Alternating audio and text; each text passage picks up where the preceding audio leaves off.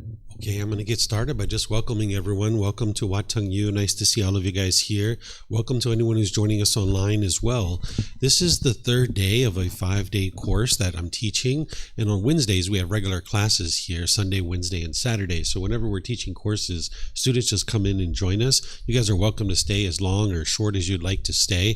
All of our classes, courses, and retreats here are at no cost. So you're welcome to join for as long as you like. We start with meditation at the beginning of our class. And then afterwards, we move into a talk about a certain topic. Today, we're going to be talking about true love, love without attachment. This is part of the misunderstanding that a lot of people have in the mind is about what is true love. And this is where oftentimes people have difficulties and struggles in relationships. You might be finding that you have broken relationships over and over and over again, or there's maybe a certain amount of hostility or bitterness or harshness in your relationships. One of the things that the Buddha is guiding you to be able to do is have harmonious relationships in all your different interactions within the world. By the time you get to this enlightened mental state where the mind is completely peaceful, calm, serene, and content with joy, not only will your mind be completely purified and experiencing those mental qualities of peace and joy, which is a permanent mental state, but all your relationships will be harmonious. You won't have any bitterness and harshness and hostility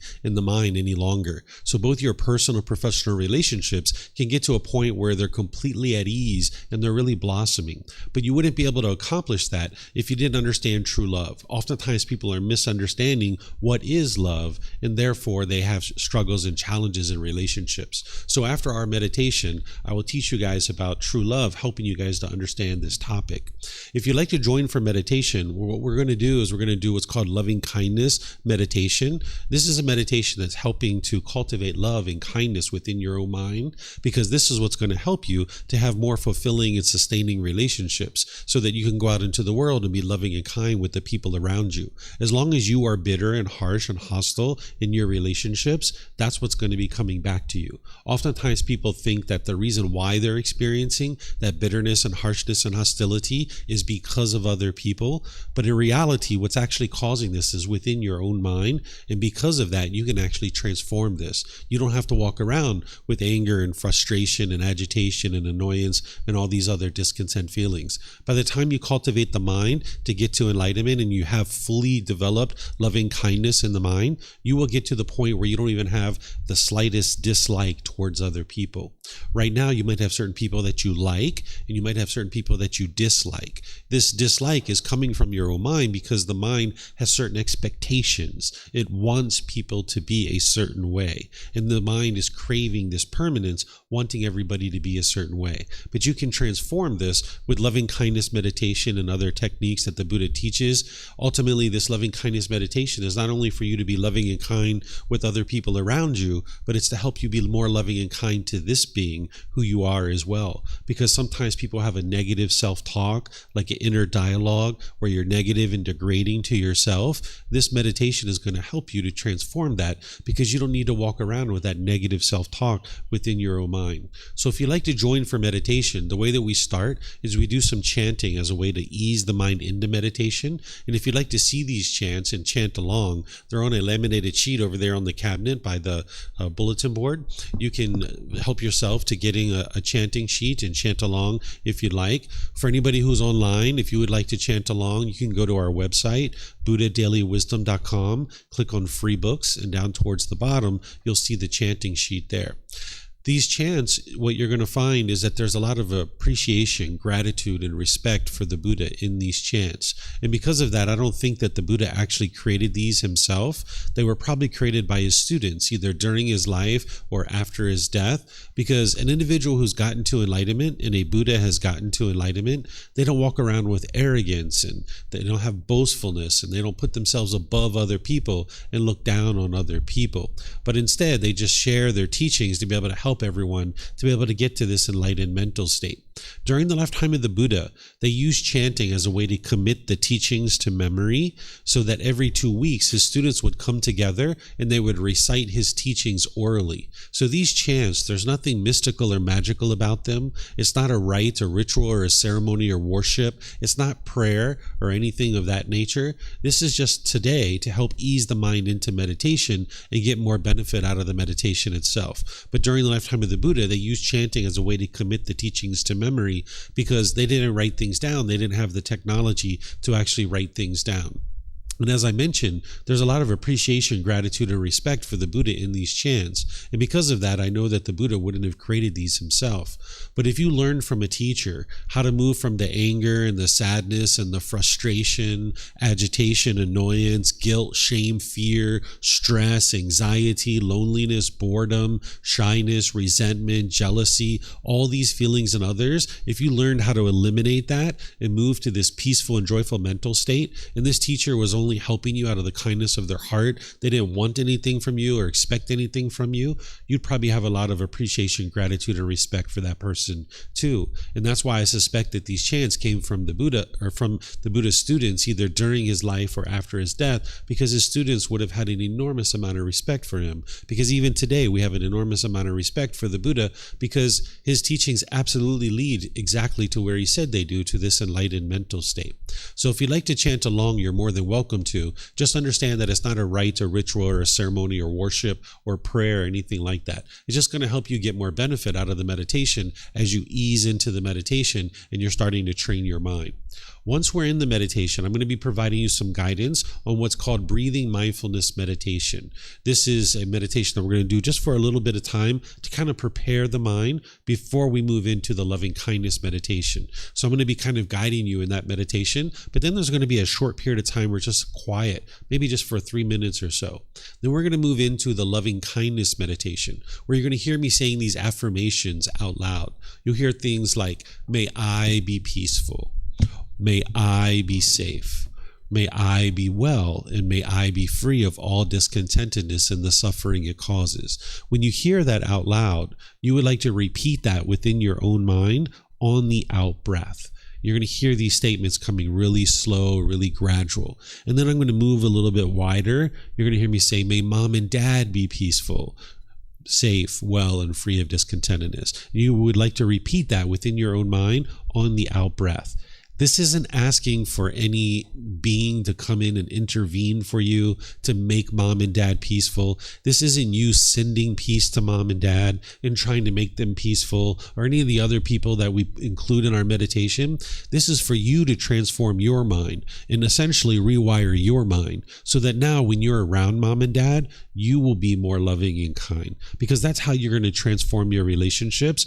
Oftentimes we think that the way to get to harmonious relationships is to change other people, but that's not the way you're going to get to harmonious relationships. You need to change your own mind, and that's what meditation is doing. It's a dedicated, active, purposeful training session where you're eliminating certain unwholesome qualities and you're cultivating certain wholesome qualities. And the unwholesome qualities that you're eliminating here is anger, hatred, ill will, and all the lesser versions like frustration, agitation, annoyance, things like this. You're eliminating those unwholesome qualities out of your mind, and then you're cultivating the wholesome quality of loving kindness, which is a genuine interest in seeing all beings be well.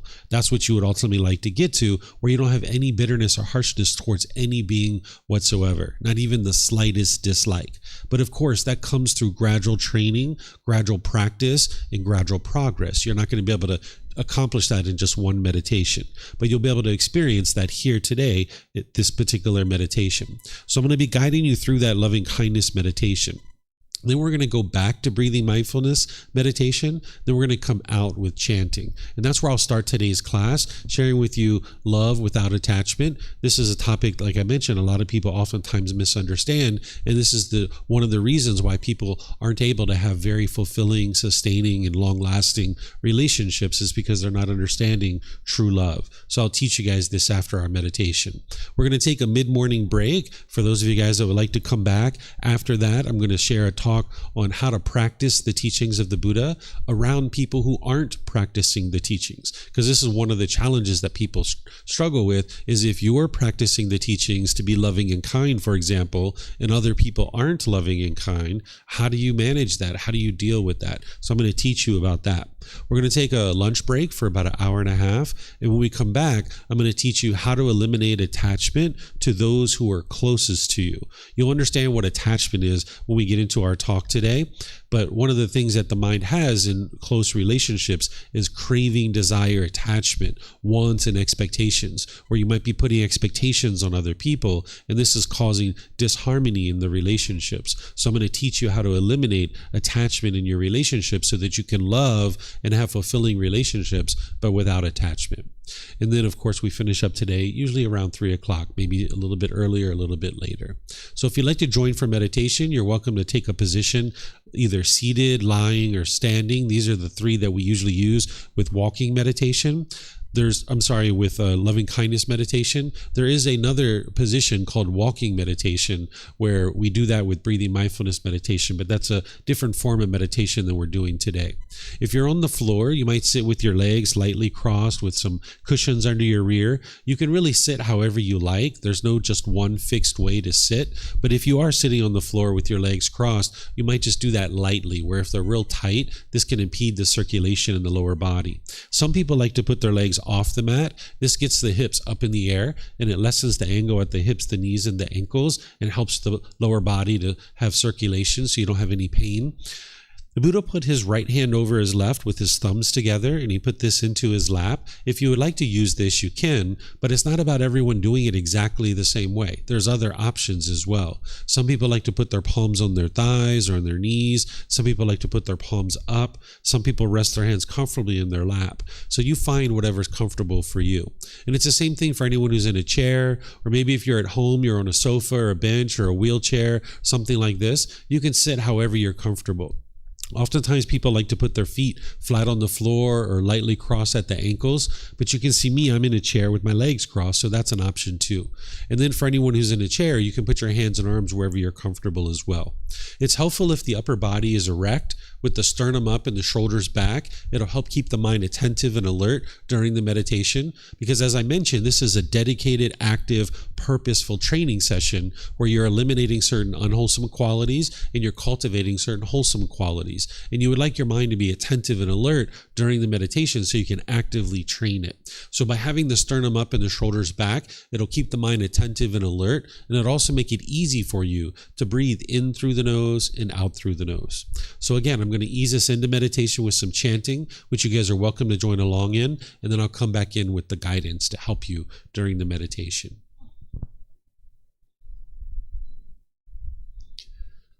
Arahang Samma Sambuddho Mahakawa Bhutang Mahakavanhang Apivateyami Savakato Mahakavata Tammo Dhammang Namasami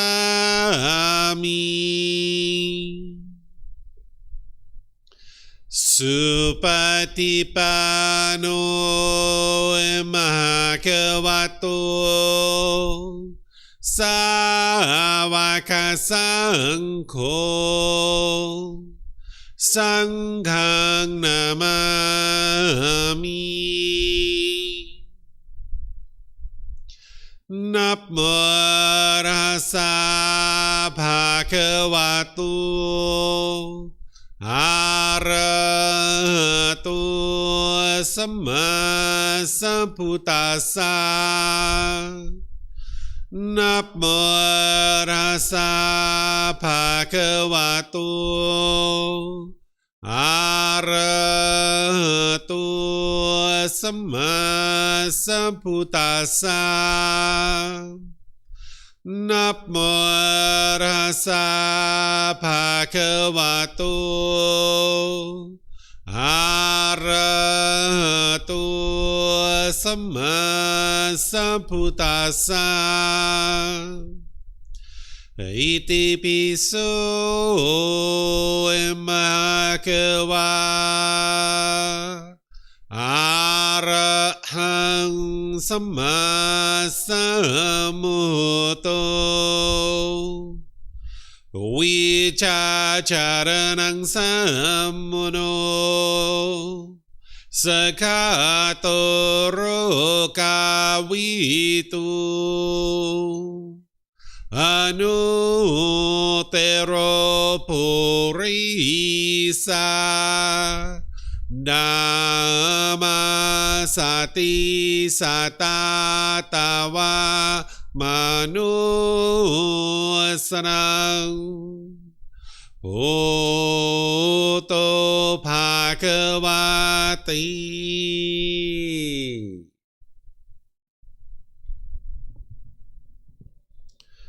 Okay, with the lower body and hands and arms comfortable, and the upper body erect, just close the eyes and start breathing in through the nose and out through the nose. Here you're just looking to establish the breath. A nice, natural, steady, consistent breath. Not forced or controlled, just a gradual inhale through the nose, experiencing the full breath. And then whenever you're ready, exhale out through the nose. Breathing in and out.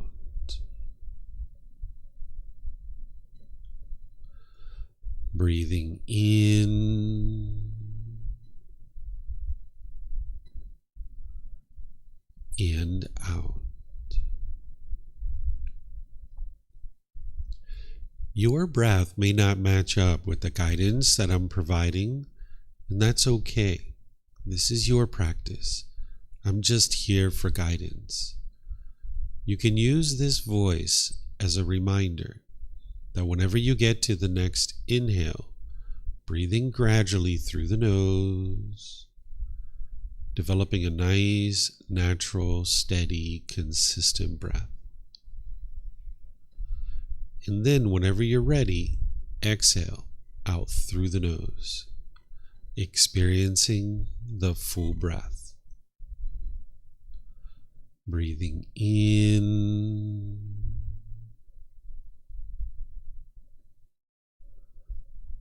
and out.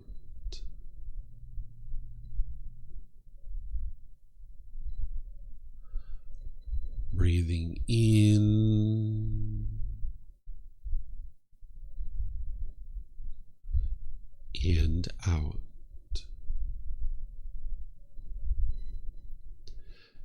With the breath well established, start fixating the mind on the breath, either the sound of the breath coming into the nose or the sensation of air moving over the skin into the nose.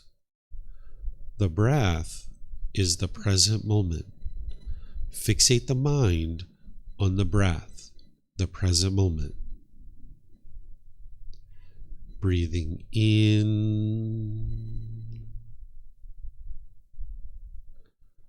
and out.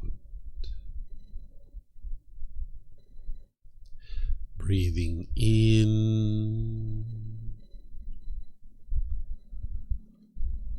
and out.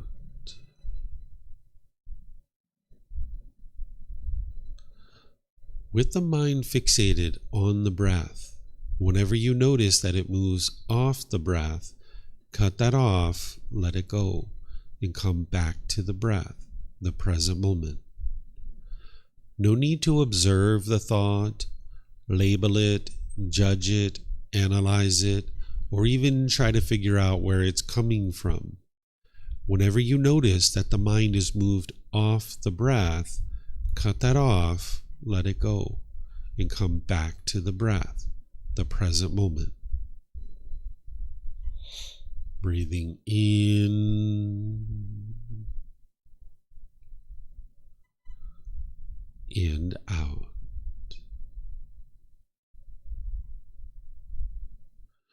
Breathing in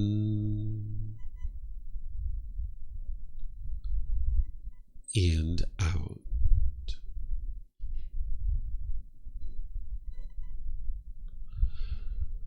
I'm going to be quiet now and let you do this work of focusing on the breath, cutting off and letting go anytime the mind moves off the breath.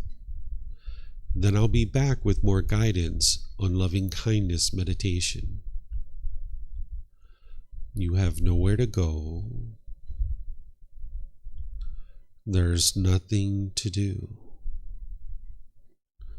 No one needs you right now. This is your time to focus on the breath. Breathing in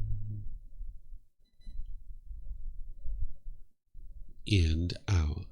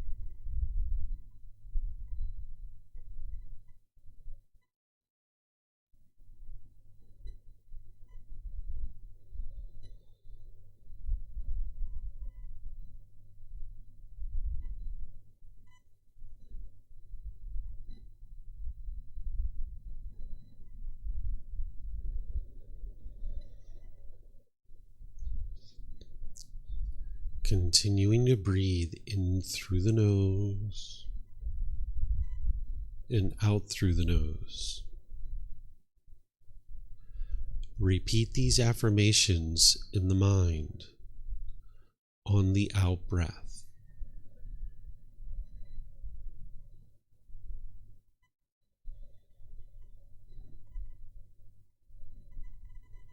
May I be peaceful.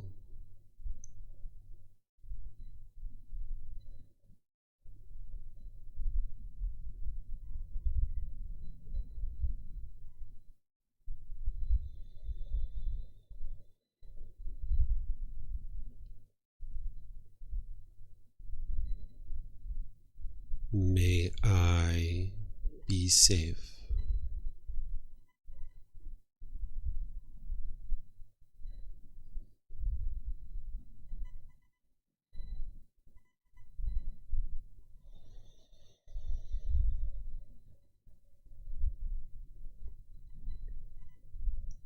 May I be well.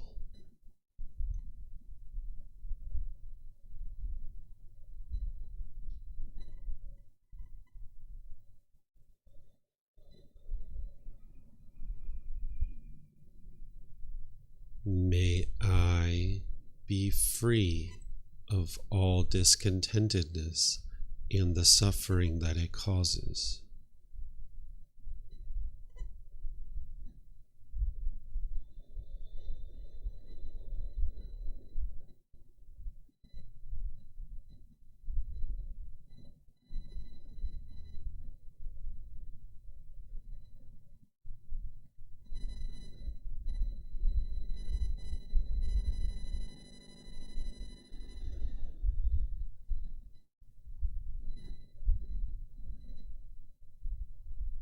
May Mom and Dad be peaceful.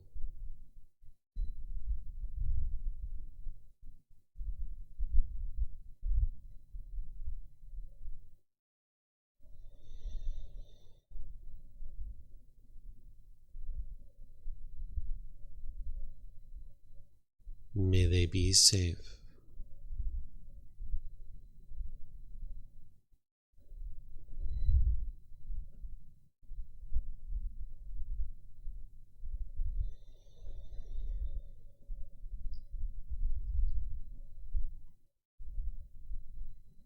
May they be well.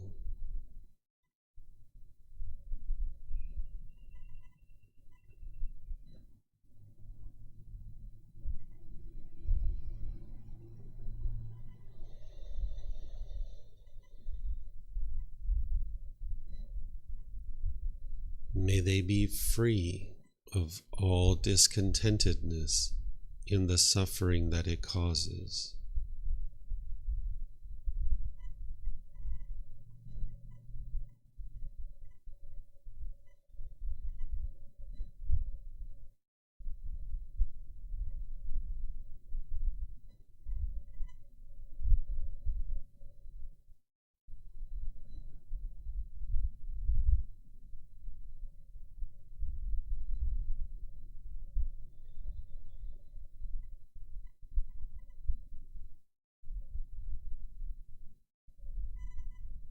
May my family, friends, neighbors, and co-workers all be peaceful.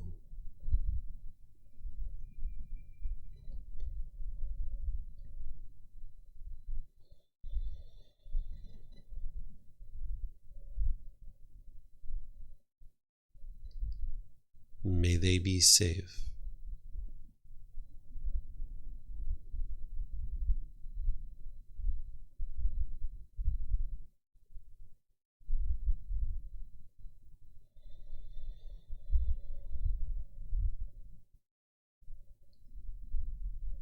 May they be well.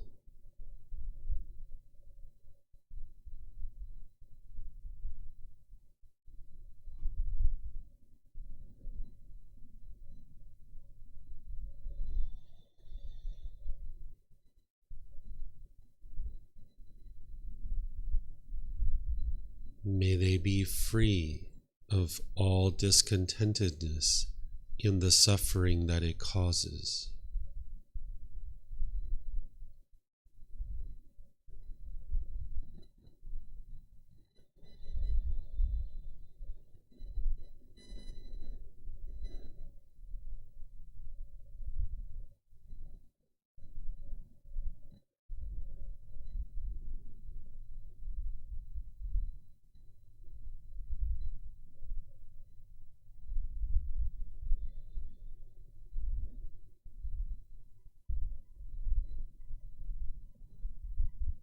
May all those who have harmed me be peaceful.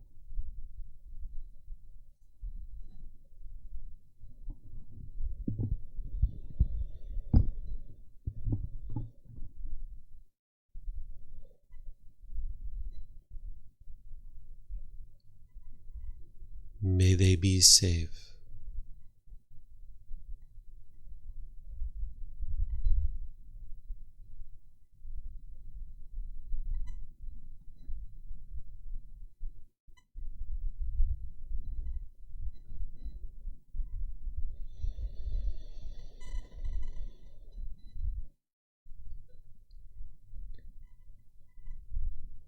May they be well.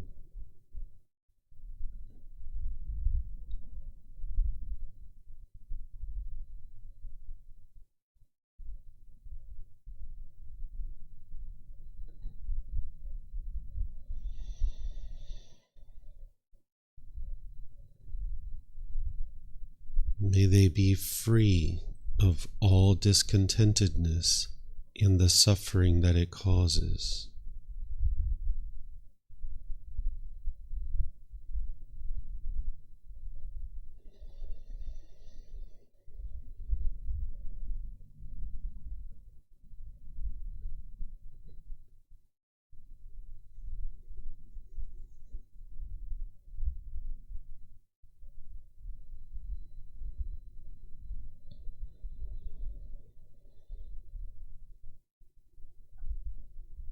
May all those who I have harmed be peaceful.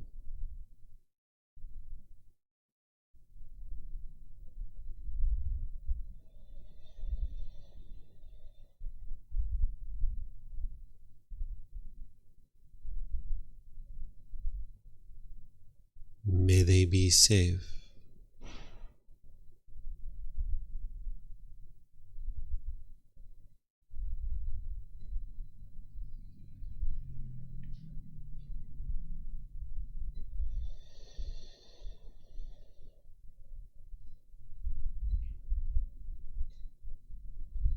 May they be well.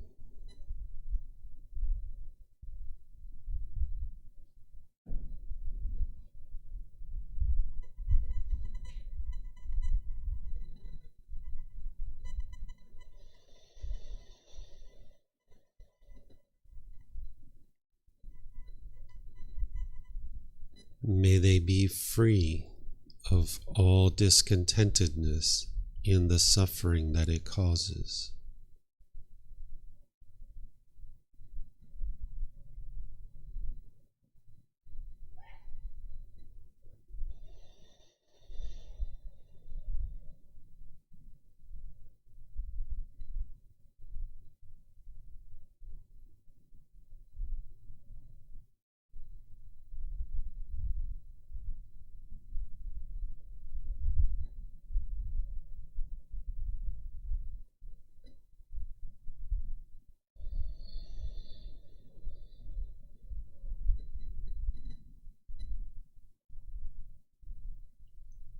May all beings, wherever they reside, be peaceful.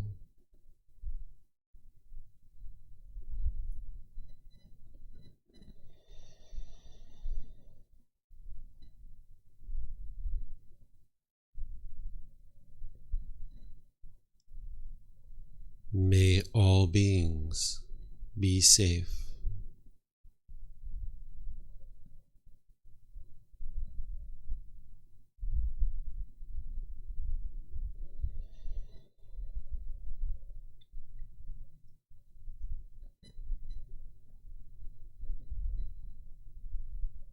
May all beings be well.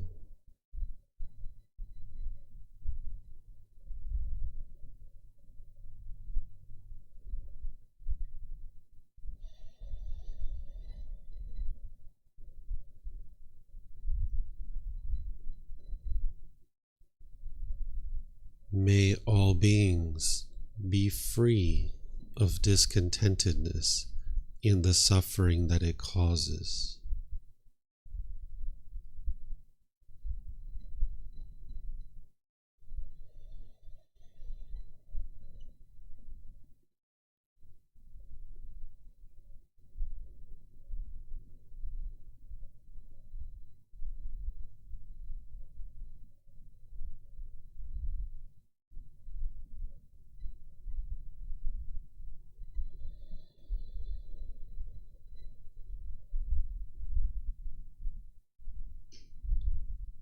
Now return back to breathing mindfulness meditation, focusing on the breath, cutting off and letting go anytime the mind moves off the breath. Breathing in and out.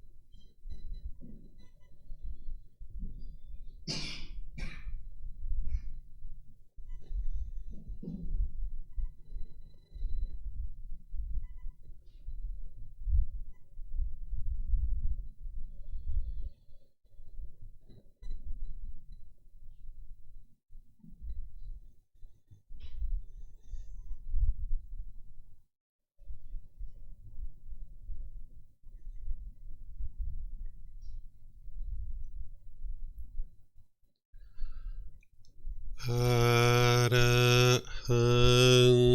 Samma Sambuddho Bhagava O Tang Bhagavanhang Abhivateyami Savakato Bhagavata Tammo Dhammang Namasami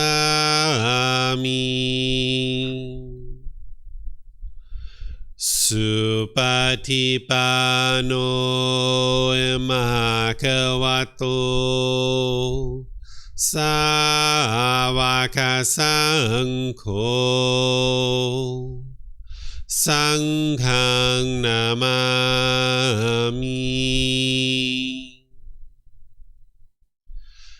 นับโมตัสสะภะคะวะโตอะระหะโตสัมมาสัมพุทธัสสะนับโมตัสสะภะคะวะโตอะระหะโตสัมมาสัมพุทธัสสะนับโมตัสสะภะคะวะโตอะระหะโตสัมมาสัมพุทธัสสะอิติปิโสมหะคะวะอะระหังสัมมาสัมพุทโธวิชาจารณังสัมมุโนสกาโตโรกาวิโตอนุเตโรปุริสาดามาสติสัตตาตาวามนุสนังพุทโธภาควาติ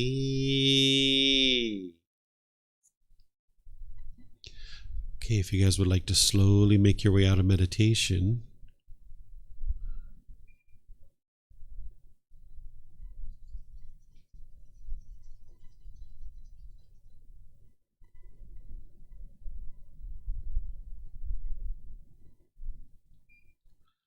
Okay, I'd like to once again welcome all of you guys here at the temple. Welcome everyone online as well.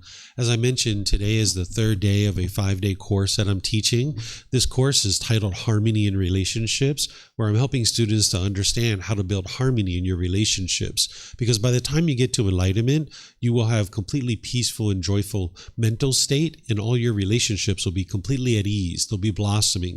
Right now, that's probably not the case. Right now, you probably have relationships that are difficult, and you maybe struggle in those relationships. Oftentimes we attribute that difficulty and struggle to other people, but in reality, what the Buddha helps you to be able to see is that this struggle is coming from your own mind, and you can actually fix this. By cultivation of wisdom and through training of your mind, you can actually get to a point where all your relationships are at ease, where you have complete harmony. They're very fulfilling, sustaining, and satisfying relationships, but you wouldn't know how to do that without wisdom. So the teachings of the Buddha aren't about a bunch of beliefs, of things that you believe and then hope something good happens when you die. Instead, you're learning and investigating and examining his teachings now in this life. You're not believing them. You're examining his teachings and investigating them. Then you're reflecting on them to independently verify whether they're true or they're false. And then you're practicing his teachings. When you're practicing his teachings, you're integrating them into your day-to-day life and training your mind. And this is what's going to create the transformation in your mind. So what I'm going to do is I'm going to share with you guys this topic of true love, love without attachment, helping you to understand what this topic is so that you can practice true love in your relationships. If you find that it's difficult in your relationships and you feel like maybe you're not experiencing love from other people, this is because your mind isn't understanding what love is, and you're maybe not putting out true love, so true love isn't coming back to you. If you're finding that you're falling in love with people and you're falling out of love with people, this isn't actually true love. When you understand what true love is, you actually don't fall in love with people and you don't fall out of love with people. This isn't something that occurs. So I'm going to help you guys to understand this topic as we go in our class today. If you guys would like to ask questions, I'm going to pause that a few times and open up to questions to see what you guys would like to ask about. If you would like to ask questions here at the temple, We have microphones in the white bowl there in the middle of the room. You guys are welcome to get a microphone. If you press the gray button, the lights will come on and you'll be able to talk by holding it up to your chin. And we'll be able to hear you here at the temple, and they'll be able to hear you online as well. If you speak here without a microphone, they won't be able to hear you online. And if you get one of these microphones, you can just keep them with you because you might have more than one question, or someone around you might have a question, and you can just share the microphone amongst the people around you. And then for those of you guys that are online, if you guys would like to ask questions, you can put that into Facebook, YouTube, or Zoom in the comment section, or you can electronically raise your hand in Zoom, open up your microphone, and then we'll be able to hear you here at the temple, and they'll be able to hear you throughout the live stream as well. So in order to understand this topic of true love, I need to first be sure that you understand one of the core fundamental teachings of the Buddha, because people are oftentimes misunderstanding something called craving, desire, attachment as love. And until you understand this very first, most beginning teaching of the Buddha called the Four Noble Truths, you might have difficulties to understand this topic of true love. I taught this topic on Monday in this class. So those of you guys that were here on Monday and you understand the Four Noble Truths, this will just be a little bit of a refresher for you. For those of you guys that weren't here, I'll just kind of walk you through a little bit of it so that you can understand it. In the Four Noble Truths, the Buddha has 4 simple statements that you can understand the problem in your mind, you can understand the cause of that problem, the elimination of it, and the path forward. In the first noble truth, he explains that the problem that each unenlightened being is experiencing is discontentedness. What discontentedness is where you have pleasant feelings, painful feelings, and neither painful nor pleasant. And these are conditioned feelings, that the mind is experiencing some feeling based on a condition. So for example, if you wake up in the morning and you see it's sunny outside and you get happy and excited, that is a conditioned pleasant feeling. You're experiencing happiness based on the condition that there's the sun. And when the sun's there, you're happy. That's a conditioned pleasant feeling. Happiness, excitement, elation, thrill, exhilaration, euphoria. Then there's painful feelings like sadness, anger, frustration, irritation, annoyance, guilt, shame, fear, stress, anxiety. These are very painful for you to experience. And these are based on some condition. There's something that happens, and then you will experience this painful feeling. So maybe if your mom dies, you might have sorrow or grief. Or maybe if you're sick and you can't go to work, maybe you're frustrated, or maybe you're happy that you can't go to work, right? Who knows? But there's these conditioned feelings that are pleasant and painful, but then there's neither painful nor pleasant, which are like uncomfortableness. Like if you were on a public transportation and somebody came and sat really, really close to you that you didn't know, and your body was touching their body, maybe you would say, it's not painful, it's not pleasant, it's neither painful nor pleasant. Or maybe something like shyness. If you were shy, you might say that, it's not painful, it's not pleasant, it's neither painful nor pleasant. These discontent feelings are occurring because of certain causes and conditions. And these causes and conditions are actually within your own mind. So the second noble truth is helping you to understand the cause of your discontent feelings. Discontentedness is caused by what's called craving, desire, attachment. The mind is craving for things to be permanent when in reality you live in an impermanent world. So I'll explain this and give you a few examples to help you understand it. What's causing your anger and your sadness and your frustration, even the happiness and excitement, or even the shyness and frustration, the sadness, the stress, anxiety, is that the mind is having craving, desire, attachment. There's a longing, there's a yearning, the mind wanting things to be a certain way.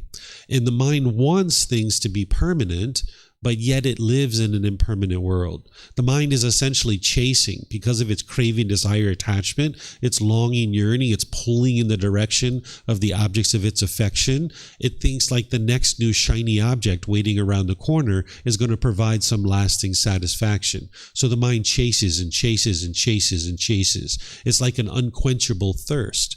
If you've ever been in the mall and you saw a brand new pair of shoes or a new video game or a new article of clothing or a new phone or something like this, and you were like, oh, I just got to have that. Oh, I just want it so bad. That's the longing, yearning. That's the mind basing its inner feelings on some condition. So now if you go into the store and they have your size of shoes, you'll be really happy. Wow, yay, I got my new shoes. Oh, this is great, right? You'll be so happy. But if you go in the store and they don't have your size, you'd be frustrated or agitated or annoyed. But it's not the store that's causing that. And it's not the salesperson in the store. It's the mind longing, yearning, and craving for this thing. And when you get what you want, you get happy, you get excited, you get elated. But when you don't get what you want, you get angry or frustrated or sad or some other discontent feeling. Or think about maybe when you had a boyfriend or girlfriend. If you first got together with a boyfriend or girlfriend, you might have experienced so much happiness and so much excitement during this period of time. You got this new person in your life that's showing you affection. Maybe they're calling you, inviting you to the dinner or to movies or to go to the park or have great conversations. Or maybe you guys are having sexual contact and you're being intimate with each other and you're getting all these pleasant feelings. But then as the relationship goes on, and now you have certain expectations of this person. You want this person to be a certain way, and they want you to be a certain way. And they can't meet your expectations all the time, and you can't meet their expectations all the time. So now you might get angry or frustrated with each other, and you guys break up.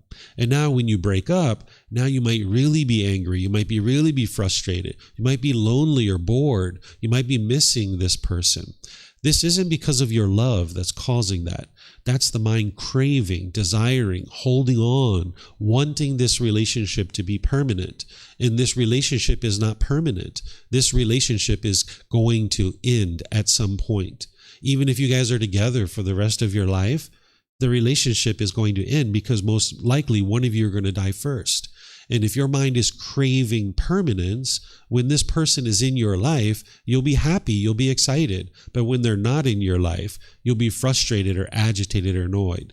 Where at the beginning of the relationship, you didn't have any expectations. You didn't have anything you wanted from this person. So at the beginning of the relationship, everything was wonderful because you didn't want anything. But then as the relationship went on, you started wanting and expecting and longing, yearning for things to be a certain way in this relationship. And then it just became so angry and so frustrated. Your mind wasn't really appreciating what was going on in the relationship and you guys broke up.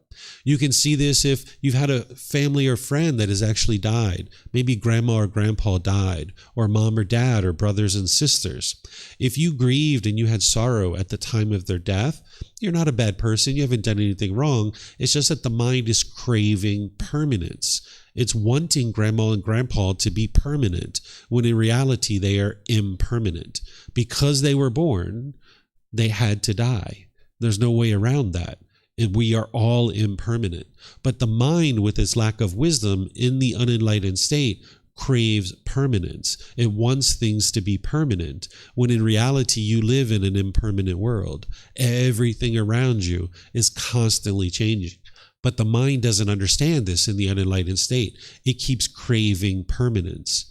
So if grandma and grandpa die, then the mind can be sorrowful and sad. But if they're alive, the mind's getting what it wants, so it gets happy or excited. The same thing happens at weddings. If you've ever been to a wedding and people were grieving and sorrowful at the wedding, this isn't because of the love or the care that they have for this person. This is because the mind's craving permanence. You might see brother or sister go off into the world with a certain partner, and the mind is there. The parents, the siblings are like, that's my brother, that's my sister. How dare you take away my brother or my sister? The mind is holding on to this person, wanting them to be permanent. And now at the wedding ceremony, they're going off into the world with someone else, and the mind's holding on, wanting this person to be permanent. Or if you could think back to a time when maybe you got dropped off at university or college, or maybe if you've ever remember back to when you got dropped off at school for the very first time, the mind is grieving and sorrowful. This is because the mind is craving permanence. Maybe mom and dad were even crying, or maybe you were upset when they were leaving and going away. This is because the mind's holding on, basing your inner feelings on whether you have this person in your life or not. Whereas if they're with you, you feel happy or excited, but when they're not with you, you might feel painful feelings like sadness, anger, or frustration. So this is kind of like talking about relationships a little bit, which I'll come back to in a moment. But in order to help you maybe see this even more closely, here's another example. Think about if you bought a brand new car. And you had this brand new car that you saved a lot of money for, and you drove it off the lot of the dealer, and you were so proud of yourself for this brand new car. Everyone's like, wow, look at her, she's so successful. Wow, look at him, he's so successful. You're feeling so proud driving your brand new car, and now you park it at a store, you go inside, and you come out, and there's a scratch on your car. You might be frustrated or angry. It's not the scratch that's causing that. And it's not the person who scratched your car. They're not causing you to be angry. What's causing the mind's anger is it's craving permanence, wanting this car to look permanently beautiful. When in reality, this car is impermanent. It's going to be constantly changing. You're going to get a scratch. The paint's going to fade. The tires are going to need to be changed. The upholstery might rip or tear inside the car. This is all impermanence. But if the mind is craving permanence, you will be frustrated and agitated when your mind's not getting what you want. So for example, if you get what you want, which is the sun, you might be happy or excited. But the sun is not permanent. So if you base your inner feelings of happiness on the sun, when the sun changes and it's now raining or something else, you'll be frustrated or agitated or annoyed. Or if your bank account balance is up here, you might get really happy or really excited, but then your bank account balance is going to change. It's going to go here. And now you might be frustrated or agitated or annoyed. So you can see that it's not other people causing you to be angry or frustrated because there's nobody else involved. It's just the bank account went from here to here, and now the mind's frustrated. Or the weather went from sunny to raining, and you're frustrated or annoyed. There's nobody else even involved here. It's just that the mind is craving permanence in the unenlightened state, wanting things to be permanent when in reality, everything around you is constantly changing. So as I mentioned, the teachings of the Buddha aren't based in belief. So you shouldn't believe what I'm sharing with you right now. You need to be able to reflect on this, to be able to independently verify if what I'm saying is true or false. Take a recent situation where you've been angry or frustrated or agitated or annoyed from your own life. It might have been this morning. It might have been yesterday or last week where you're irritated or frustrated. Look at that situation with these fresh eyes, because typically what the unenlightened mind does is it'll try to blame other people for the feelings that you're experiencing. Look at that situation. What was it that you were craving? You were longing. You were yearning for something, craving this permanence. And if you would have got what you want, you would have been happy or excited. But because you didn't get what you wanted, the mind was angry or frustrated or sad or some other painful feeling. You should be able to see this for yourself. And if you can't, let me know and I will help you see it. Right? Because I've had students say, hold on a second, David, you're telling me that my mind is causing my own discontentedness. Because that's what I'm sharing with you, that your mind is causing your own anger, your own frustration, your own irritation, your own annoyance, all the stress and anxiety that you experience, it's all coming from your own mind.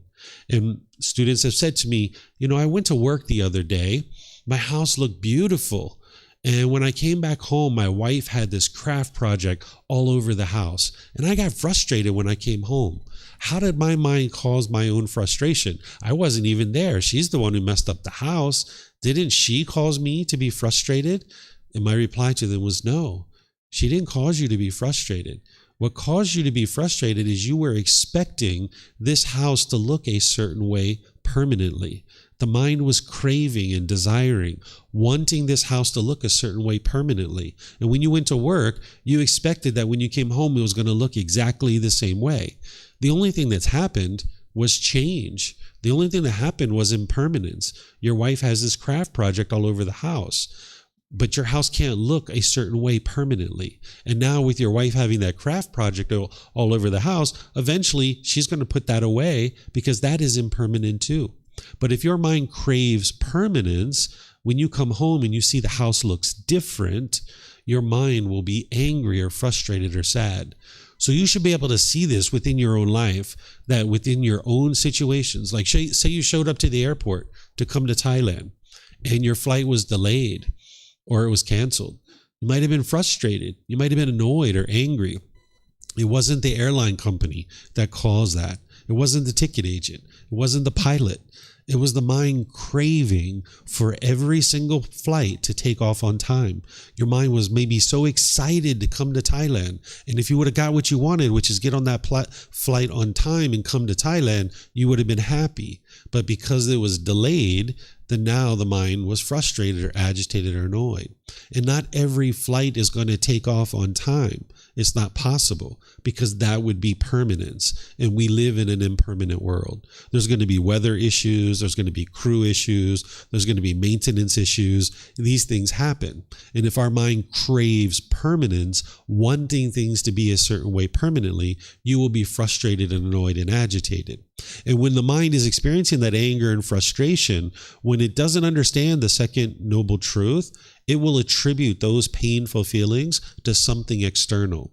You might think that your painful feelings are coming from other people. And now you might push people aside. You might have pushed friends or family members aside, thinking that that was going to solve the problem. But you can see that that didn't solve the problem, because when you push people out of your life, you still get angry. You still get frustrated. You still get annoyed. If that was the real problem, when you push those people out of your life, you wouldn't get angry or annoyed anymore. You wouldn't get frustrated. Your mind would be completely peaceful if they were the real cause of your anger and frustration. Or the second thing you'll do when you don't understand the second noble truth is you might be bitter and harsh and hostile towards people through your intentions, your speech, and your actions. And now it's almost like an animal growling and roaring at another individual. It's like, it's like the mind trying to get this other person to do things your way. It's the mind trying to fear other people to do things your way. And that's not going to promote harmonious relationships in your life. Or you might be putting your expectations on people, where you're trying to control people and force them to do things your way. And people might be doing this to you too, right? You might be experiencing this from other people. But as long as you're pushing people away, as long as you're being bitter, harsh, and hostile to them, as long as you're putting your expectations on people, you can't live harmoniously with all beings, because it's only a matter of time before someone around you does something opposite of the way that you want them to do it. If you have a certain way that you want people to do things, they're not going to do it that way permanently. And as long as your mind is craving and longing and yearning for that, it's only a matter of time before one of your friends or family members or your life partner or your children or your boss or your coworkers does things differently than what you want them to do it. And now when that anger and frustration is arising, again, you might push them aside. You might be bitter, harsh, and hostile, or you might put your expectations on people. And in relationships, if you're experiencing painful feelings and thinking it's coming from something external, you might think that love hurts. You might think that love is painful. But love is not painful. Love doesn't cause painful feelings. I'm going to help you to be able to see that today. But before I do, you need to first be able to understand what's causing these painful feelings is within your own mind, where your mind is craving and wanting and expecting people to be a certain way. This is the second noble truth that you can independently verify through your own observation of what you experience in your day-to-day life. Again, you're not a bad person. Every unenlightened being experiences the exact same thing, that they experience these pleasant feelings, painful feelings, and neither painful nor pleasant based on what's going on within their own mind. And the challenge is that these cravings, desires, attachments are masquerading as love. People think that this is actually love.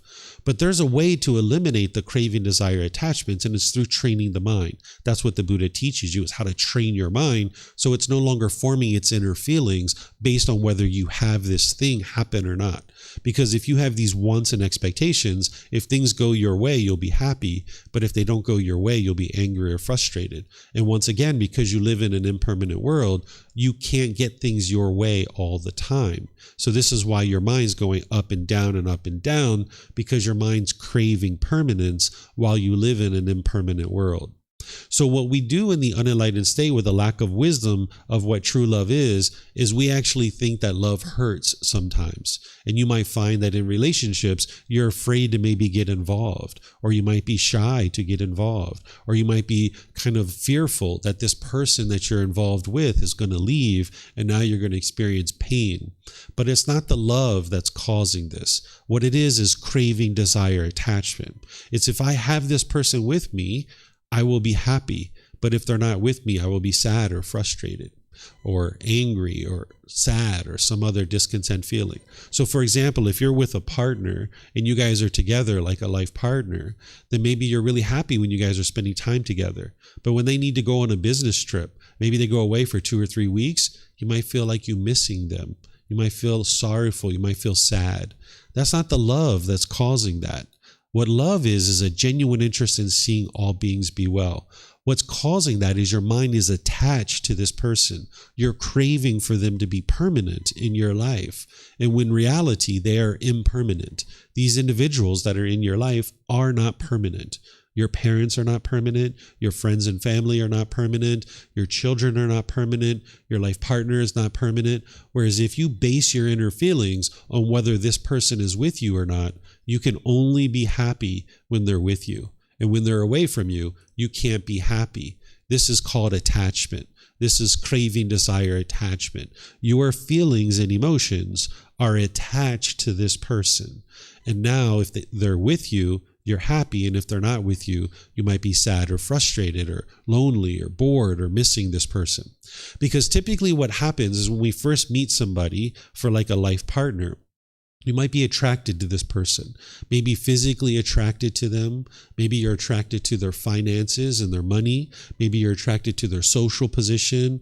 Maybe you're attracted to their intelligence and how smart they are. There's some attachment that you have, some craving, some longing, yearning that you're attracted to this person. And now when you first get together, you guys spend some time together and you get to know this person. And typically at the beginning of a relationship, everything's going wonderful for you because you don't have any attachments yet. You don't have any expectations of things that you want from this person. You're just getting to know them. That's the only thing that's going on is you're getting to know them. But over time, you get to know this person, and maybe a couple of weeks in, maybe a month or two in, you might get to a point where you talk to this person and you maybe even whisper in their ear, "I love you.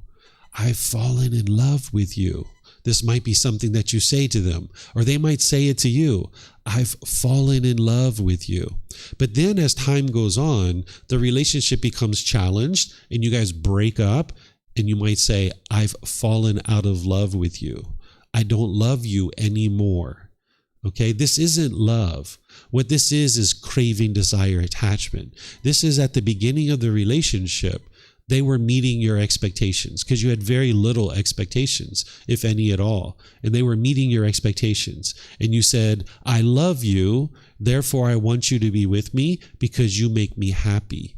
But then over time, they weren't meeting your expectations anymore. And you said, "I don't love you anymore. I've fallen out of love with you." Or maybe they said this to you, "I don't love you anymore. I've fallen out of love with you." Well, that's not love. What that is craving, desire, attachment. There might have been love in there, but when someone's talking about falling in love and falling out of love, this isn't actual love. What it is at the beginning of the relationship, you're meeting my expectations, and I will tell you that I love you, and I will function as if I love you, and I will tell other people that I love you. But when you stop doing things my way, I don't love you anymore. Because you're not meeting my expectations, I don't love you anymore. This isn't love. This is the craving, desire, attachment. This is the selfishness of the mind. Whereas if you do things my way, I will say I love you and I will function as if I love you. But when you stop doing things my way, I don't love you anymore. Right? This isn't love. This is the mind wanting this other person to be a certain way. There's no such thing as conditional love, but we might call it conditional love.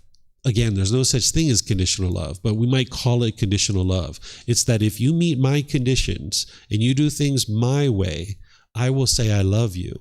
But if you stop doing things my way, I don't love you anymore, right? This is conditional love, even though there's no such thing, right? This is like, hey, here's all the conditions. If you do this and you do this and you do this and you do this and you do this and you do this, I will love you.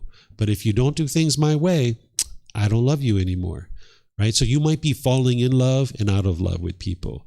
And this is one of the things that makes it challenging for people to have harmonious relationships, because they enter into these relationships and you start forming expectations, wanting the other person to be a certain way. And as long as you're doing that, this person can't meet your expectations permanently. It's not possible, because you're the only one that does things your way.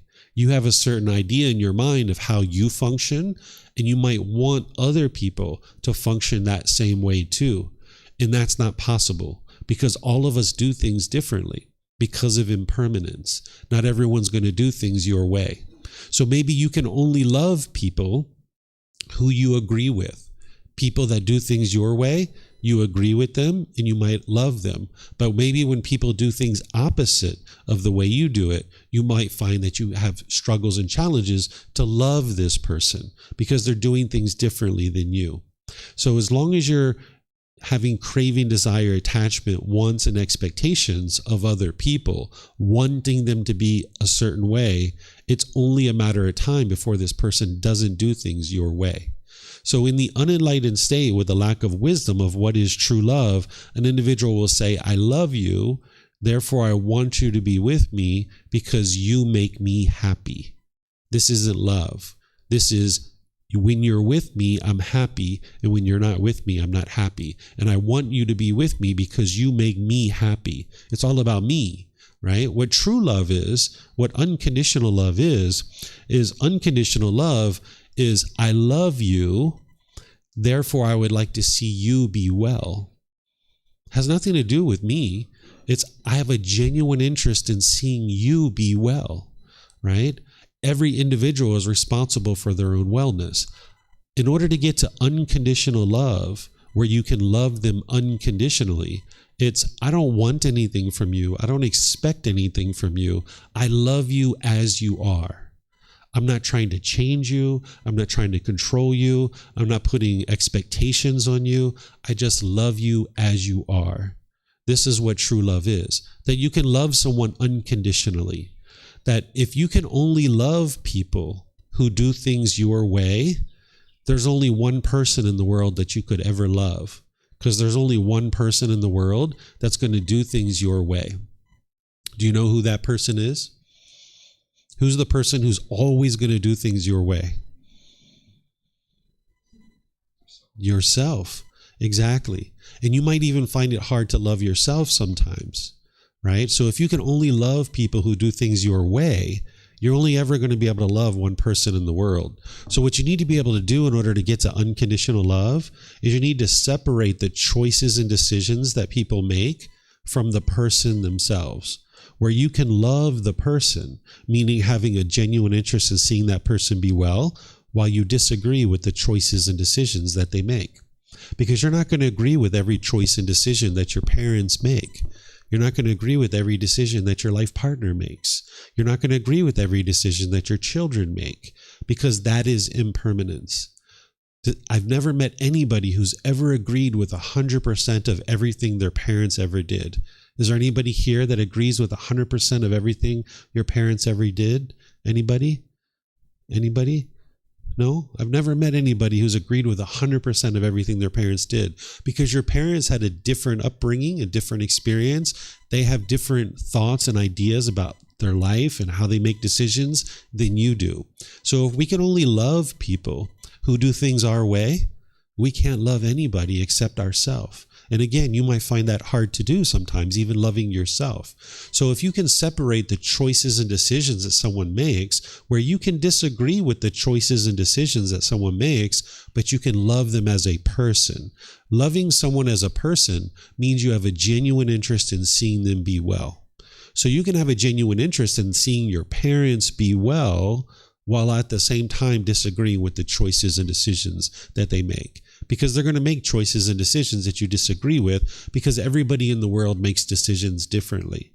So if you can only love and like people and be polite and respectful to people who do things your way, you're not going to be able to be polite, kind, friendly, respectful to everybody in the world. But if you can understand that everything around you is constantly changing, you live in an impermanent world and not everyone's going to do things your way, then you can understand that, hey, I can love everybody unconditionally. I can love you as you are.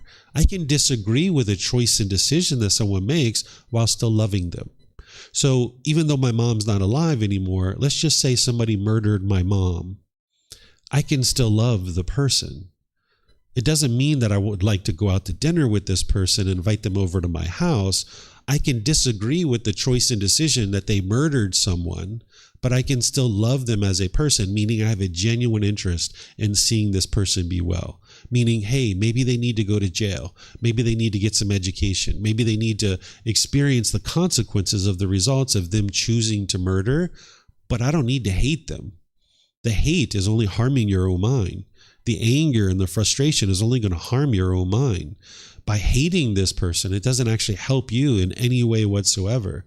So when you're hating or you're angry at someone, it's because your mind's not getting what it wants. Because, of course, in this scenario, somebody wants their mom to be alive. And now when this person killed their mother, they think that this person is the one who took their mother away from them. And now they might hate that person or be angry at that person.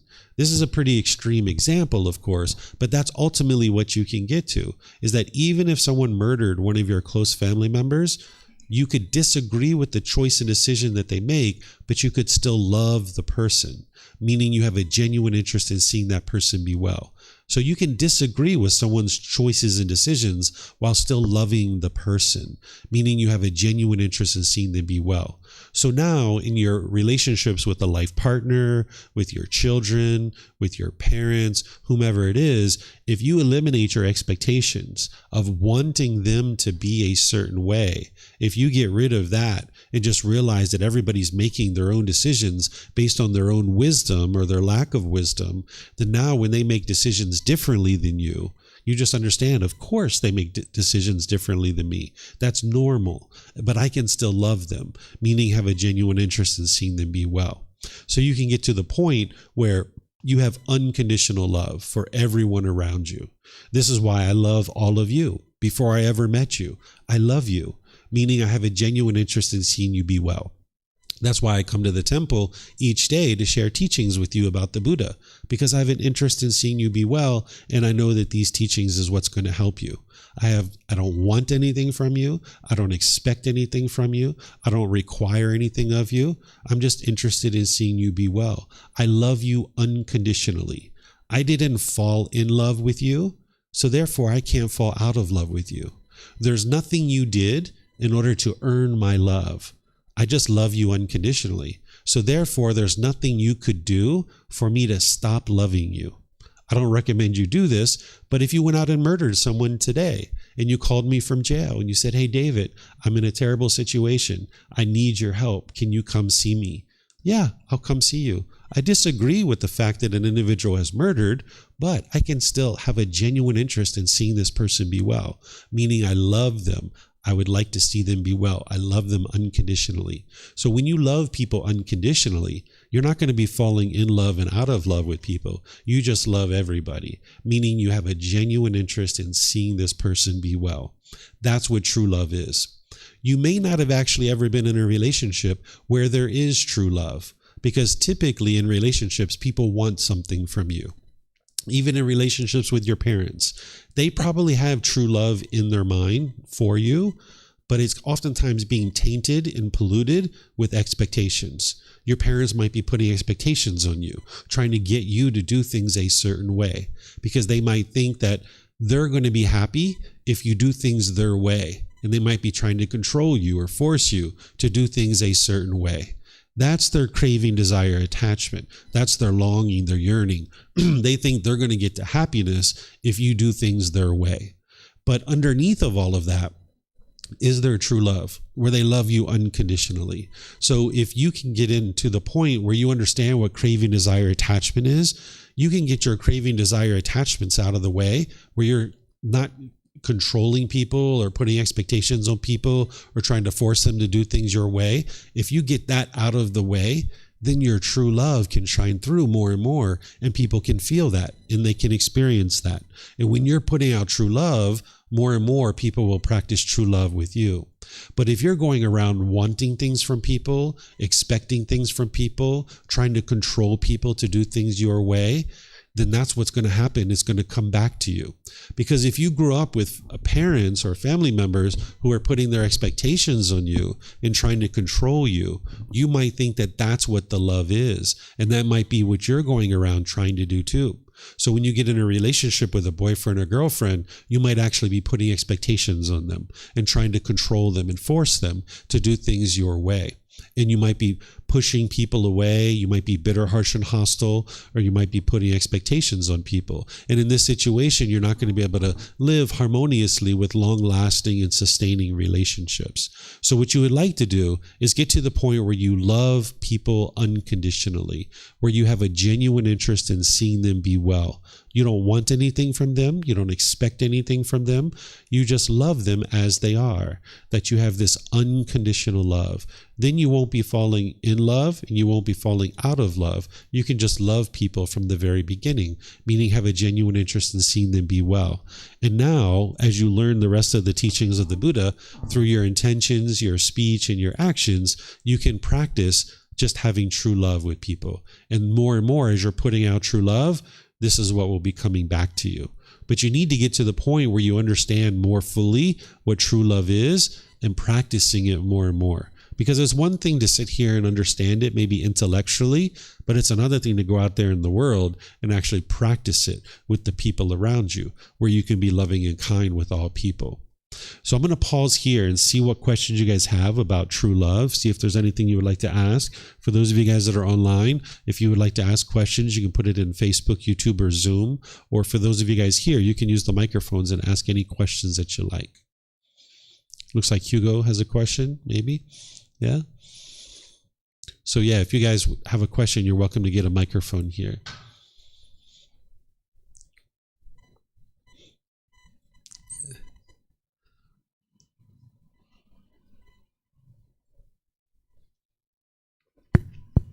Yeah, I had a particular situation whether I saw this person that needed help. I did help them by lending them my vehicle. They actually had a crash on it. It cost $6,000 to fix, and 4 months waiting for parts. I find really difficult to love this person unconditional. Okay, I understand that it's all my cravings, but have you got any suggestions how to deal with a situation like that? Yeah, this is where what you learned on Monday, which is the Eightfold Path, where the Buddha is teaching you how to eliminate craving, desire, attachment out of the mind.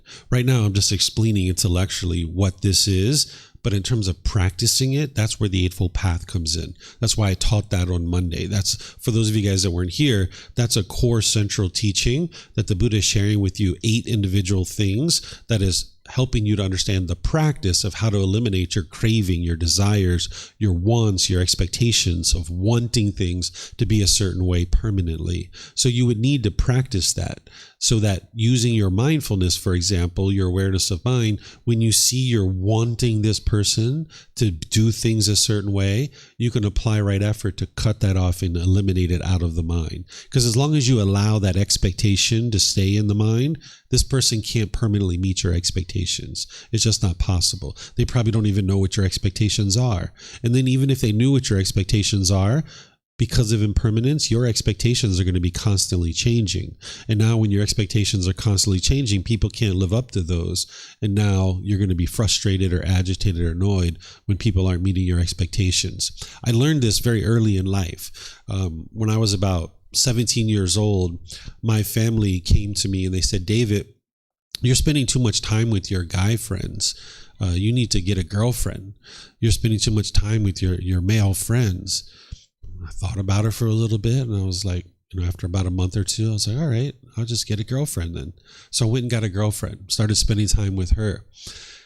My family came to me, they said, David, you're spending too much time with your girlfriend. You need to spend more time with us. I'm like, man, you can't make these people happy, right? So it's like, here's a certain expectation. You're just like work to meet that expectation. And people will be happy for a period of time. And then their expectations are going to change. And now you have to work to meet those expectations. They're happy for a period of time and then they change.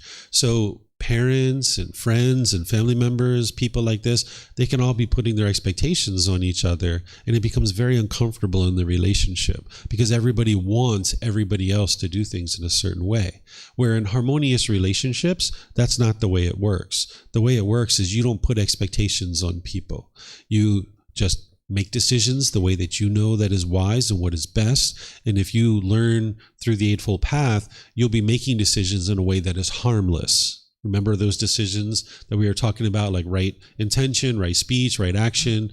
Those are all to help you make harmless decisions. And now when you're making more and more harmless decisions, you won't be causing harm to others and harm won't be coming back to you. But as long as you have expectations of how you want other people to be, you can only be happy when they do things your way. And that's just sabotaging your mind in these relationships. So you're going to need to practice that entire Eightfold Path to train your mind to knock down and eliminate the cravings, desires, attachments.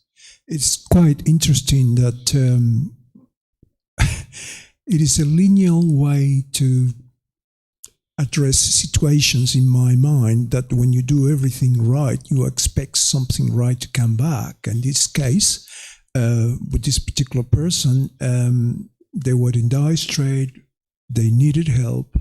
I helped them appropriately. It cost me $6,000. They didn't pay a cent back. Mm-hmm. And to me, it's probably unavoidable to feel deprived, to feel, like you should have done things differently. But I guess I get your point that expectations kill every single relationship. Yeah, because you heard in there, you said, I expected them to pay me back, right? Yep. This is the expectation. So the way that I would suggest you do things, if you ever allow anyone to borrow money, is that if you're going to allow someone to borrow money, of course you can talk to them and say, hey, I'm going to let you borrow this money and, I'd like for you to pay me back. And here's kind of the terms of that. You can discuss those kinds of things. But if you're making the decision to loan someone money, you should do it without the expectation of ever getting it back, right? That of course you have a plan that it is going to come back, but as soon as you have the expectation that it will, that's where you set yourself up to fail and to sabotage your mind. So if you're loaning someone money, it should be to the point where if you never see this money ever again, your life will still be fine. That you're not going to be in dire straits yourself, because $6,000 is a significant amount of money to be able to loan somebody else. And if you put that money out and you don't get it back, if your life is in dire straits, this is going to be really challenging for you to live your life. So I've let people borrow money in some situations. The largest amount of money I think I've ever let someone borrow is maybe $2,000. I had a friend one time that said he was starting a new company. He couldn't meet his payroll. It was a challenging time. And if he could just borrow $2,000 for like 3 months, it was going to help him pay his payroll. He's lived here in Thailand, and he said he would pay me back in about 3 months' time. And this was a good friend. And I said, sure, I'll let you borrow this $2,000. And in my mind, I never had an expectation that he would pay it back. I knew that if I never saw this money again, I would be completely fine. And I would say, here's your money, do what you need with it, whatever I said to him. And he did pay me back within the time frame that he said, but I had no expectation that he would pay it back. So that's what you need to be able to do, is that if you're going to loan someone money, be sure that you are not going to be having difficulties and struggles if you never see that money back. You should almost plan that it's not going to come back, but of course have the discussion as if it is going to come back. But just don't set up your mind with the expectation that it will. Yeah, it's wise to expect that it won't come back. In fact, I heard somebody said once, the day that you died, would you remember $6,000? Mm-hmm. Probably not.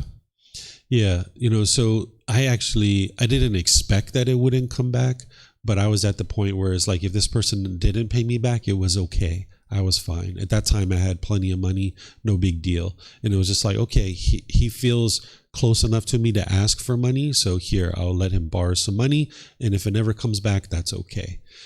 So you need to get to the point where you eliminate expectations in your relationships. Otherwise, you're just going to keep struggling and be angry and frustrated, irritated. And people typically think it's love or concern or care that is causing these painful feelings, but it's not. It's the craving for things to be a certain way. It's the expectation and the wanting of things to be a certain way. Yeah, then in summary, expect the unexpected. Don't even expect that. Get rid of all those expectations. Any expectation is just going to sabotage your mind from being able to be peaceful and joyful all the time. Got it. Thanks. Mm-hmm. Yes, sir. Test. Hello, David. You just mentioned the true love and the conditional love. I think it's very interesting. But I think you mean really to just eliminate all craving and attachment, desire on others, even your girlfriend and boyfriend.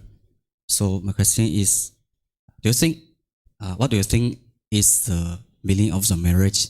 And do you think it's essential or necessary for us, the marriage? Thank you. I didn't hear you 100%. Did you say that is it essential to eliminate craving, desire, attachment in a marriage?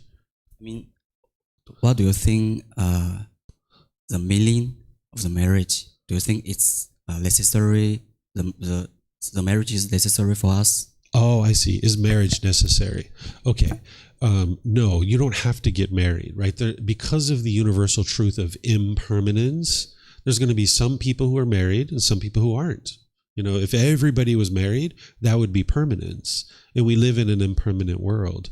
So there's going to be some people who choose to get married and some people who choose not to get married. There's going to be some people who marry a member of the opposite gender. There's going to be some people who marry someone of the same gender.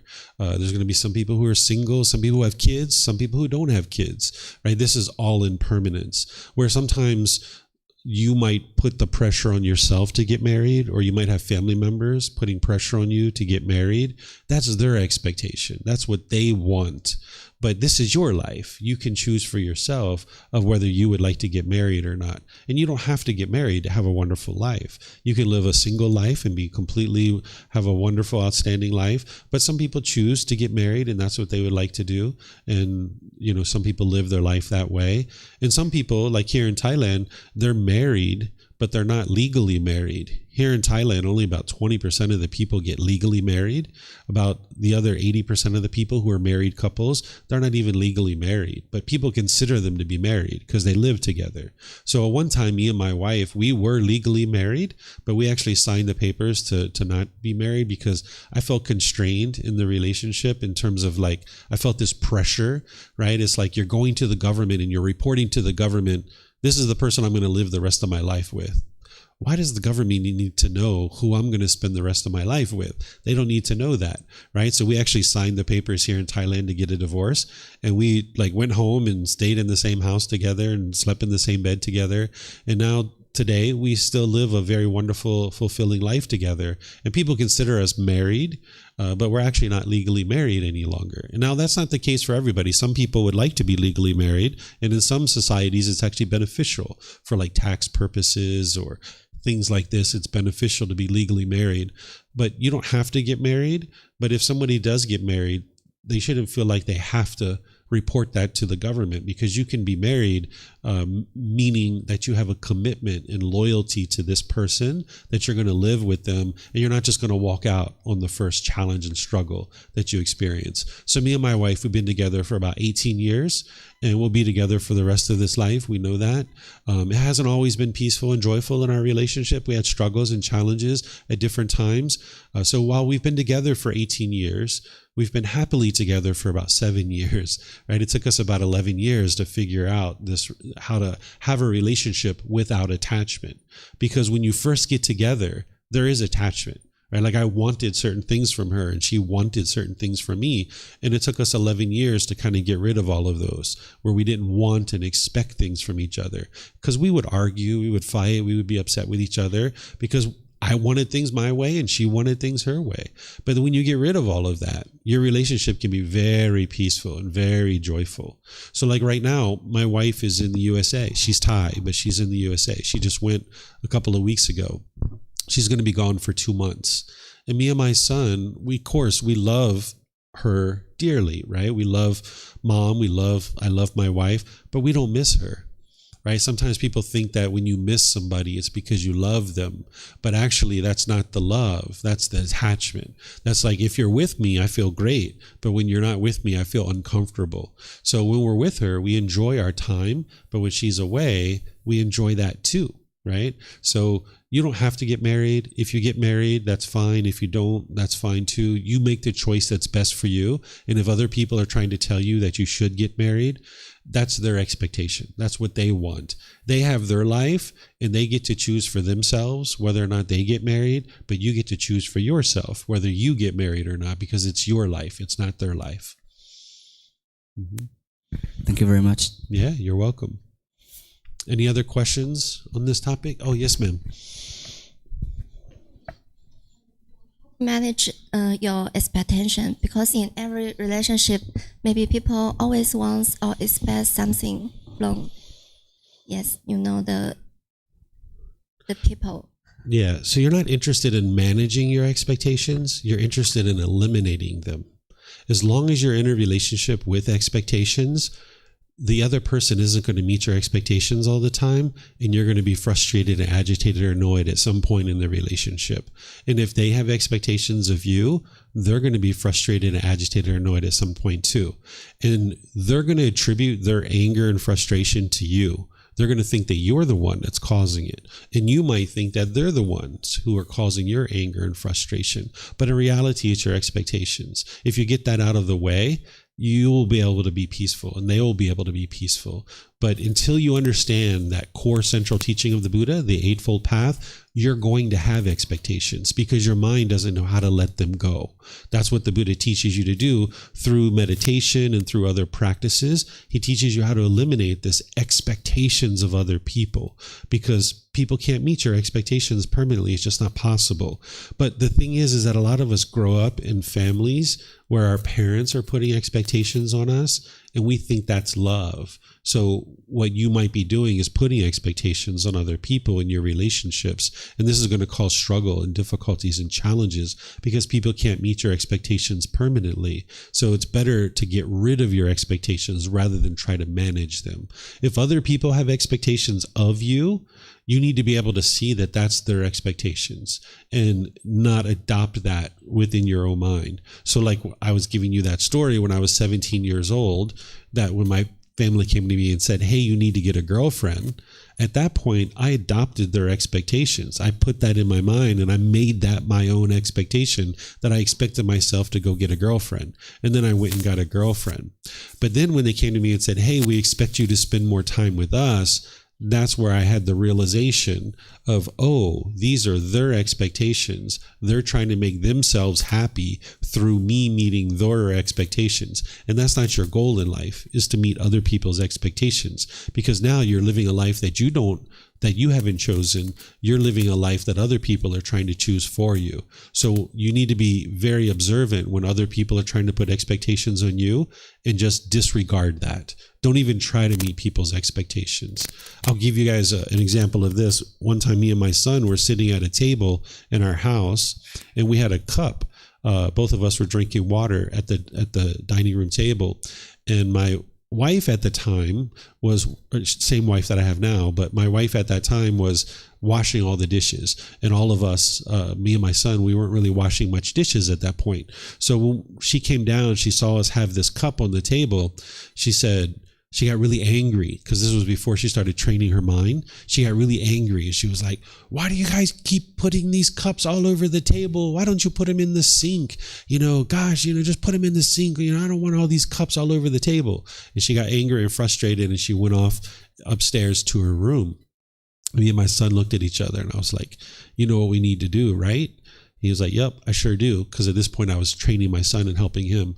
So we went and got every single cup we could find in the house, and we put them all over the house. We put them on the table, on the floor, you put them on the chairs. We put them everywhere. There was like 20 or 30 cups all over the house. And then she came down about an hour later and she saw all the cups, and you could see her mind essentially rewiring. And she just walked away. She just let go. She stopped wanting the cups to be a certain way. So when mom was putting expectations on us to do something specific with our cups, and she was being angry and frustrated, trying to fear us into doing things her way, if we would have just conformed to what she wanted and start putting our cups away in the sink, it would only be another thing that she wanted this, and she wanted this, and she wanted this, and she wanted this, and she wanted this, and she would have just kept putting expectations on us. And this is what people do as a little child, that we're dependent on our parents for food and water and clothing and shelter and all these things. So when our parents are putting expectations on us, we just conform to whatever they say because we want those food and clothing and shelter and all these other things. But we need to get to a point where we realize people putting expectations on us isn't going to create a peaceful relationship. That now my wife, she doesn't get angry and frustrated with us anymore. And we just do things the way that we like to do things, that we have cups on the table, because rather than us washing cups every single time we get a glass of water, that would be like 10, 20 cups per day that we would have to wash, where we use the same cup maybe 3, 4, 5, 6 days before we actually wash it. So you need to get very good at seeing other people's expectations, that they're trying to control you, and not adopting it within your own mind, so that you're not managing other people's expectations. You're not even conforming to it. In fact, do just the opposite of what they're asking. And then don't put expectations on yourself to do things their way. And don't put expectations on others to do things your way as well. Mm-hmm. Sometimes if you don't have expectation, and you don't have, I think sometimes it will mean you don't have requirements for yourself, mm-hmm. Which will make people more angry, I think. Mm-hmm. You're not making other people angry. If someone gets angry, they're making themselves angry, because in their mind, they have an expectation of wanting things to be a certain way. So you need to be able to understand very clearly that when mom's getting angry, dad's getting angry, brother or sister, whoever, they're causing their own anger because they want you to do things a certain way. And you can't meet their expectations permanently. It's just not possible. So you need to be able to see that very clearly. And if you have expectations of yourself, then when you're meeting your expectations, you'll be happy, but you're not going to always meet your expectations. So if you set an expectation here and you work towards that expectation, if you fall short of it, you're going to be angry and frustrated at yourself. But even if you get to the expectation that you have for yourself, you'll be happy for a period of time, but then your expectations are going to change. And now you're going to be frustrated. You're going to be exhausted, constantly chasing your expectations. Instead, what you can have is you can have goals. You can have objectives. You can have certain interests that you're working towards. But you need to be very careful about this, because oftentimes people say they have a goal, and if they get that goal, they're happy. And if they don't get the goal, they're angry or frustrated. But that's not a goal. That's a craving, desire, attachment. That's a want. That's an expectation. It's not a goal. If you're working towards a true goal through wise decision making, if say you're 80% of the way to your goal and you haven't met your goal, you can still be happy. You can still be content and joyful if it's a true goal. If it's an expectation and you're only 80% of the way there, you'll be frustrated and angry that you didn't get your goal. So you need to be able to work towards something through wise decision making. And now if you're only 80% of your way toward the goal, you can look at it and you can say, okay, what do I need to do here? I can extend my timeline and give myself more time to get this goal, or I can add resources to this in order to be able to help me to be able to accomplish my goal. Or maybe 80% is just fine. That's maybe all I need. 80% is just fine. I don't need to go all the way 100%. But if you have it set up in your mind as an expectation, you can only be happy if you get what you want. And now you're sabotaging your ability to be happy all the time. By the time you get to enlightenment, you'll be able to be happy all the time. You'll be cheerful and glad and The mind will be fulfilled and satisfied all the time. But you can't do that when you set expectations. So you need to learn how to work towards goals, objectives, or interests without longing, yearning, without forming your inner feelings based on whether you get that thing or not. Mm-hmm. I have a question. So could we still have no expectations, but asking people to do things for us? Like, for instance, your wife could have asked to help her with the dishes instead of just getting angry. Because when you are co-living with someone, sometimes you need that they do things that maybe is not forcing them to do things, but maybe in their brain they didn't consider even that they could help you in another way, or they could do things differently in order to find harmonious living for everyone. Yeah, there's no harm in asking people, but it's when your mind has the expectation. Let me give you an example. Say my wife came to me and she said, "Hey, I would like you to take out the trash." And I was like, "All right, sure, I'll take out the trash." She's like, "All right, I'm going to bed." And she goes to sleep, right? And now let's just say time goes on and I forget to take out the trash and I go to sleep, right? And now say she wakes up in the morning and she sees the trash hasn't been taken out. If she gets angry, that's because she had an expectation. She expected the trash to be taken out at the time that she said, when she said, and how she said. And now that it wasn't done her way, she gets angry or frustrated. That would be because the mind's expecting it, right? But if she doesn't have an expectation, when she wakes up in the morning and she sees the trash is still there, she can maintain her joy. She can maintain her happiness because she's not basing her happiness on whether the trash was taken out. So now maybe in the morning I wake up, I come downstairs, I go to make breakfast, and I'm like, oh, I didn't take out the trash. So now maybe I take out the trash at 10 a.m. in the morning, right? And now she comes home, say maybe 5 p.m. and she sees the trash is taken out.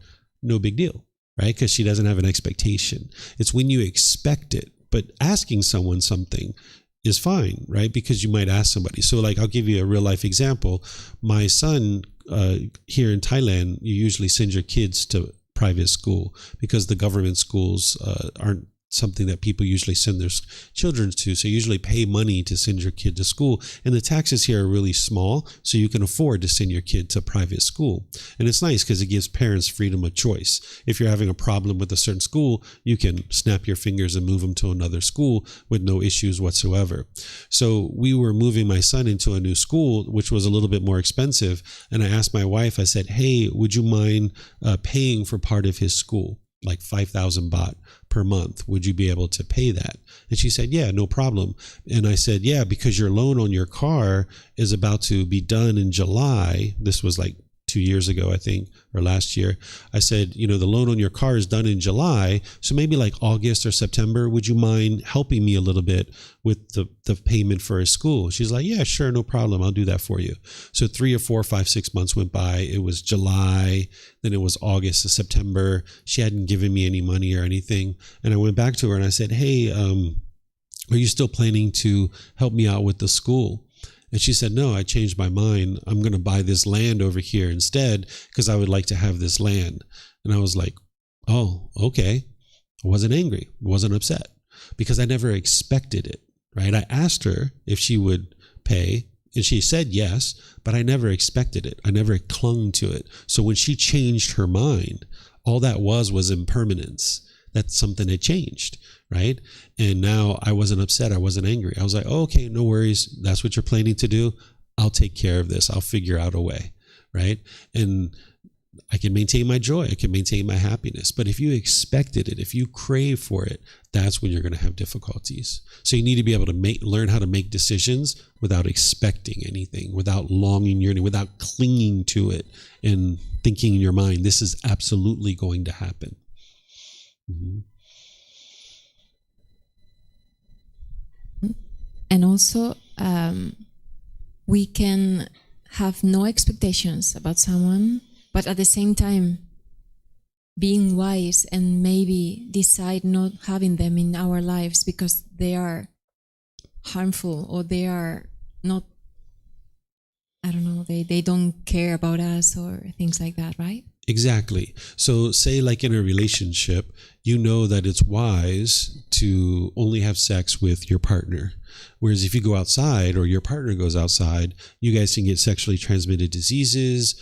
This other person that they're having sex with could get jealous and try to fight you or beat you up or murder you, or they could damage your personal property. So you know that it's a wise decision to just have sex with one partner.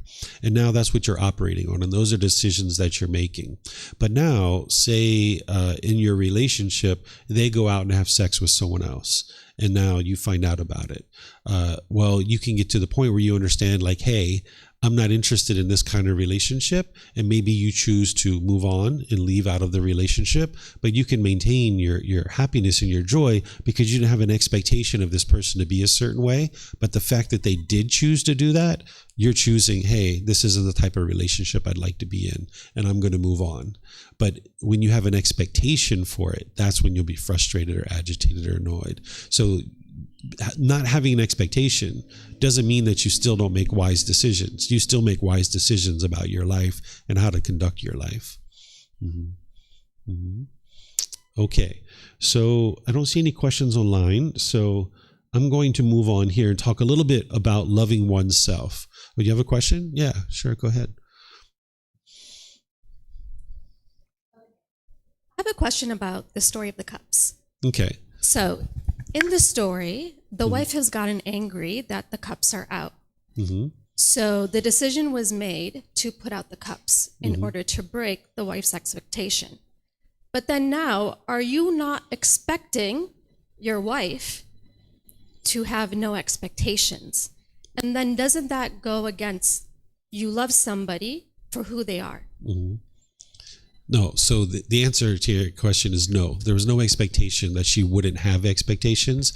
Instead, as a loving individual who has love and kindness and care for my wife, and also have compassion, which in this case was concern for her misfortune, I could see that her mind was having a craving. It was having an expectation.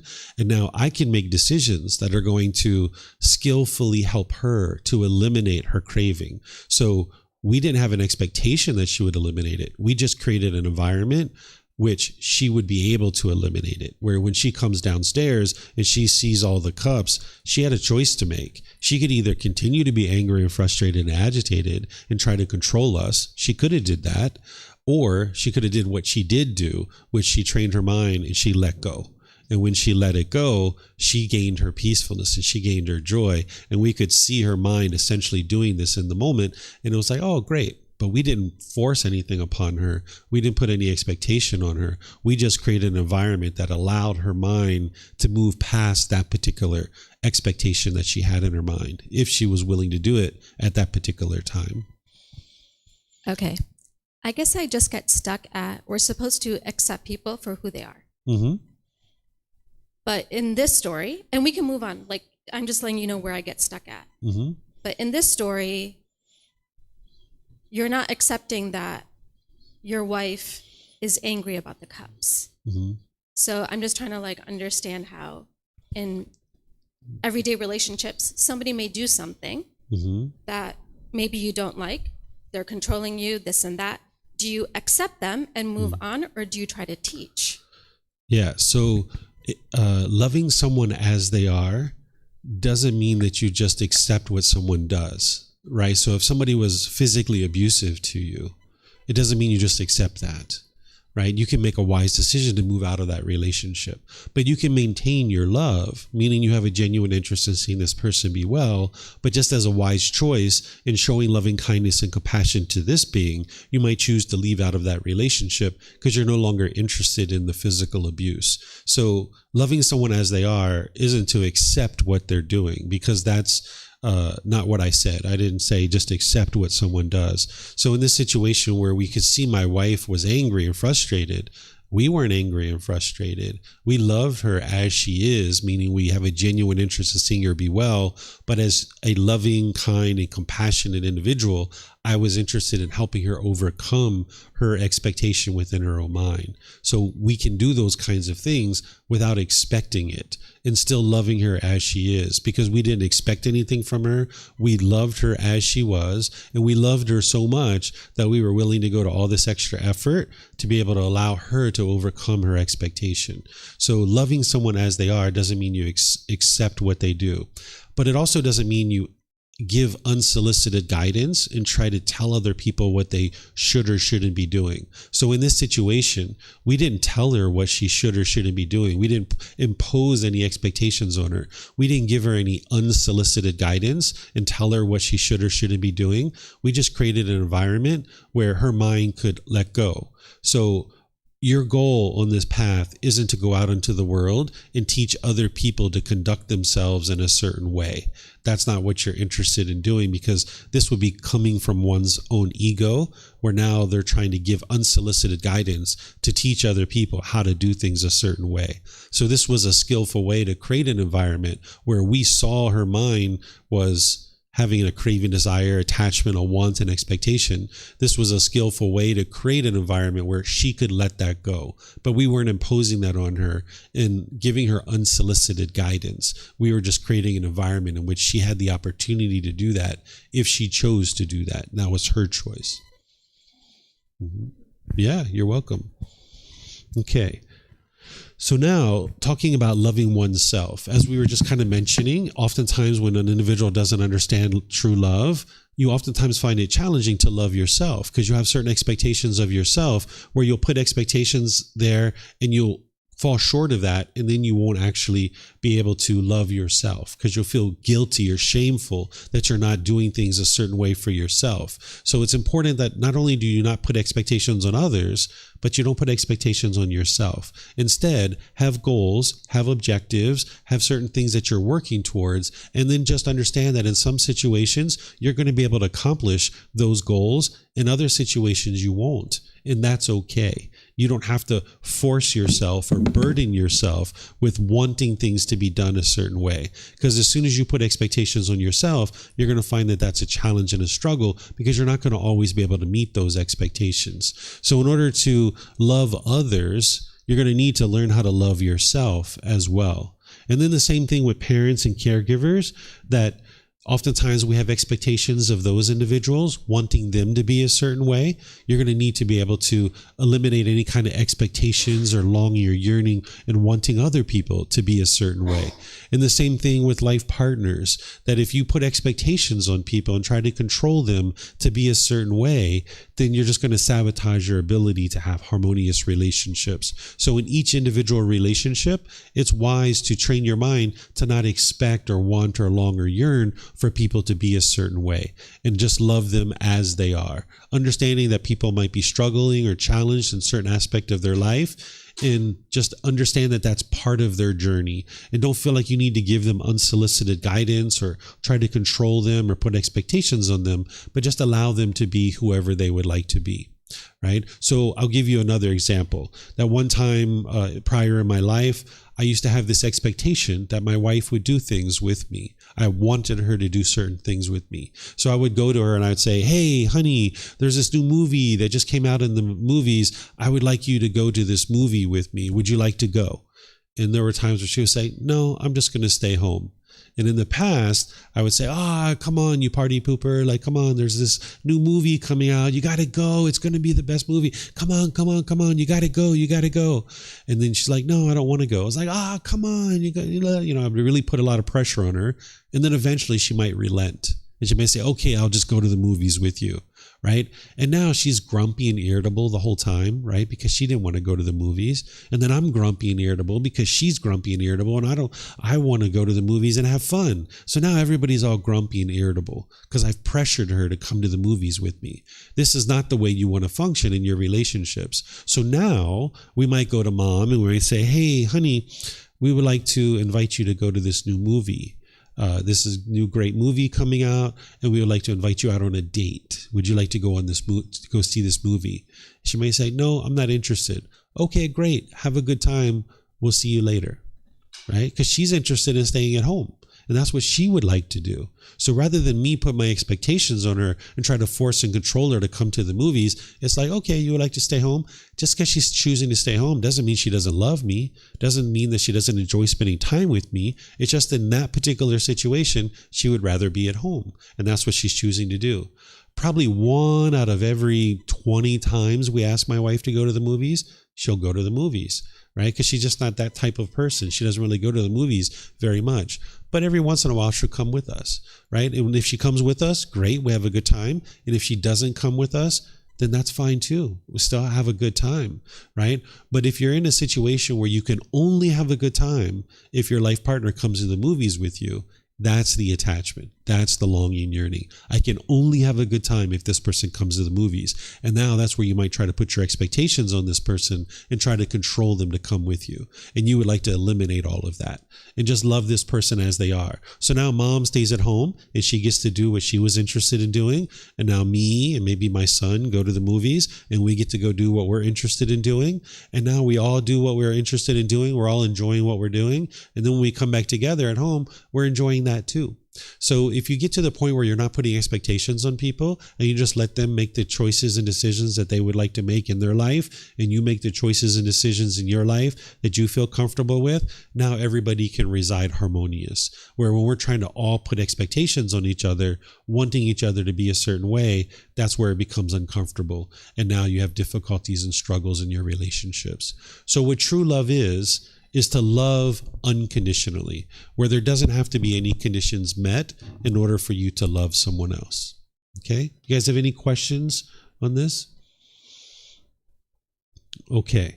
So what I'm going to do is in this class here, it's 11 o'clock, and we're going to start up at 11:20, where we're going to move to this next topic of being able to understand how to practice in a world of the unknowing, relationships with non-practitioners. So if you guys are interested in learning this, this is a topic that's going to help you learn how to practice the teachings of the Buddha while other people aren't practicing the teachings. And I'm going to start sharing that at 11:20. So if you'd like to come back for that, great. If you're not coming back, that's fine too. Whatever you choose to do today, have a very wonderful and lovely rest of your day. Perhaps we'll see you guys in a future class.